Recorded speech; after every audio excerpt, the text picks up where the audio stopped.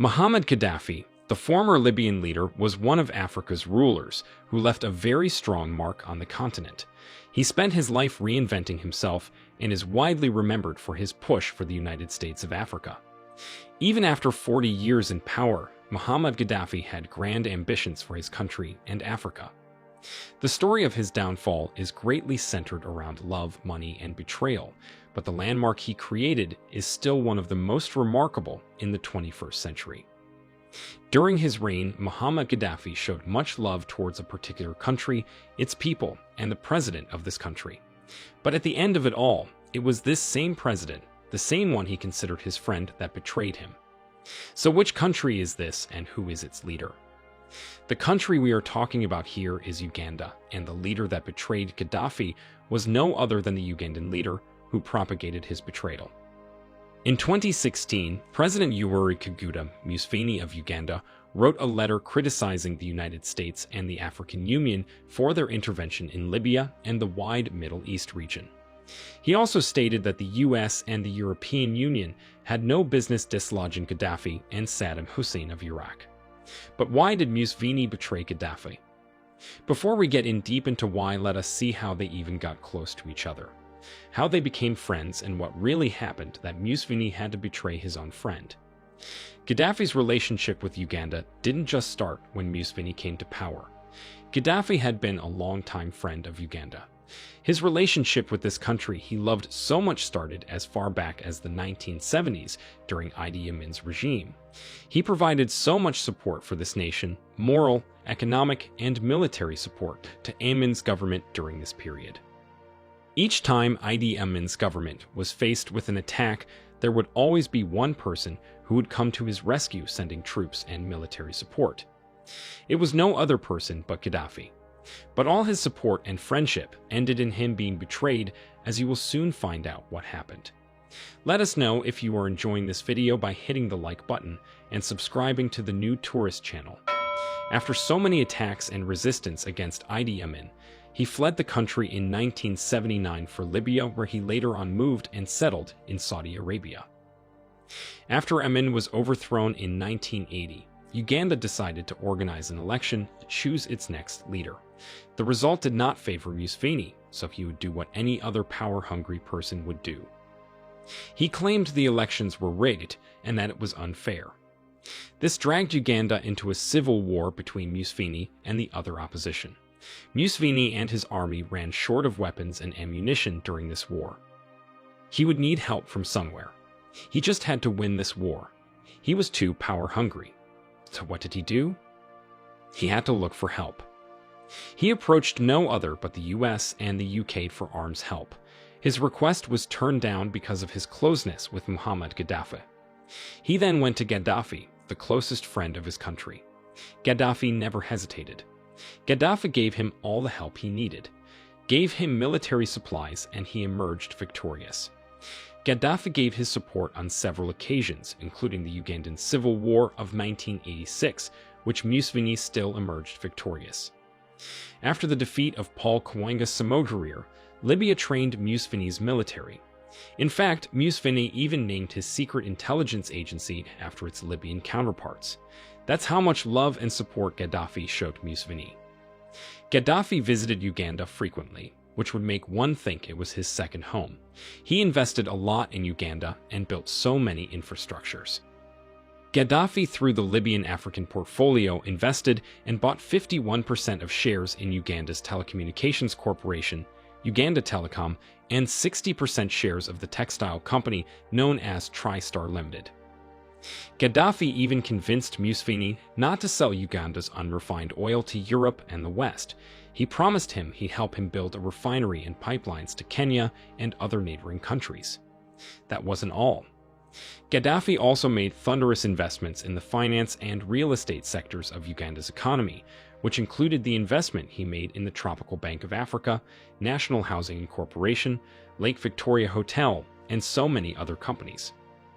One other fact you have to note is that through Museveni, Gaddafi also funded the RPF rebels after they invaded Rwanda in 1980. The support he gave them included arms that were flown into Uganda by the Museveni regime. That is how deep their friendship was, which is what made the betrayal even more painful. Let us also take a look at Gaddafi's interest in the Turo kingdom. Muammar Gaddafi developed an interest in this kingdom, located within the borders of Uganda in 2001. At this time, its ruler, King Oyo Nyimba, was just 9 years old. Because of his extreme love for this kingdom, Muammar Gaddafi financed the majority of the projects there, including the construction of the Turo Palace. Gaddafi left a lasting legacy in the Ugandan Muslim community. He contributed voluminously to the construction of the magnificent mosque there, which has a capacity of holding at least 3,000 faithful. This mosque is the second largest in Eastern Africa. Gaddafi even joked with Museveni, asking him to rule for life during his visits to Uganda. He went further, asking him why he even bothered going for elections. On one of his visits there, he promoted one of Museveni's sons in the military from captain to major. In the 2001 and 2006 presidential elections, Gaddafi supported Museveni to carry out his campaigns. Their relationship seemed so strong and unbreakable, but that was not the case till the end. What actually prompted Museveni to pull down Gaddafi? We shall examine this in two main parts, which are Western interests and Muammar Gaddafi's ambitions. As you might already know, Muammar Gaddafi is the highest person talked about each time the idea of a United States of Africa has been raised. His ideas for African unity involve the creation of a United States of Africa. Just like Kwame Nkrumah of Ghana. Gaddafi poured a lot of effort into the quest for African unity. During a summit held in 1989, Gaddafi succeeded to convince 45 heads of state to approve the creation of an African Union, which replaced the Organization of African Union. For more than 10 years after this, Gaddafi stood as the most popular advocate for this union. Still, in 1989, he came up with the idea of the United States of Africa, which he envisaged will have a single currency and military. The African Union, according to him, was to be used as a facilitator for this dream of his. Roughly 15% of the money used to finance projects of the African Union came from Libya during Gaddafi's reign. This, however, was a scary idea to Western powers and some African leaders, who thought this will distort their prestige, influence, and position in the continent.